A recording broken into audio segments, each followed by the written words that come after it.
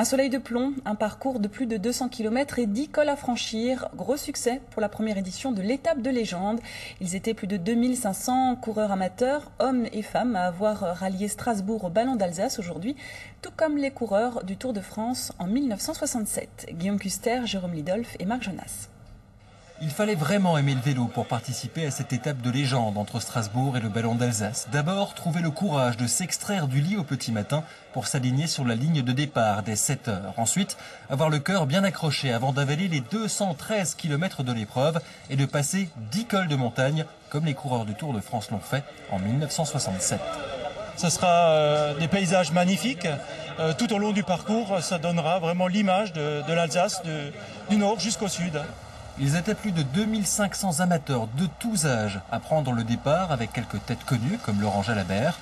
Bien encadré, le peloton s'élance pour plus de 6 heures de course du nord au sud de l'Alsace. D'abord le plat, de quoi se mettre en jambes et faire des pointes de vitesse. Ça va pour le moment, hein. C'est bon, on n'est pas trop chaud, on verra plus tard. Mais bien vite, les premières montées s'invitent sur le parcours et avec elles, on compte les premiers abandons. Pas assez bu et pas assez hydraté. Donc les crampes arrivent dans les muscles.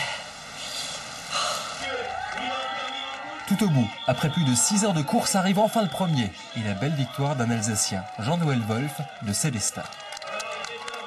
On voit déjà comment nous, les premiers, on souffre. Je pense que les derniers, ils vont passer une très très longue journée. Je les encourage, je les félicite d'ailleurs. Il faudra encore attendre 2 heures de plus pour voir arriver des têtes déjà vues. Voilà Jean, 213 km dans les pattes, mais pas essoufflé pour un sou. Vraiment un plaisir d'arriver avec tout ce monde. On a été encouragés énormément tout au long du trajet et vraiment c'est très très sympathique.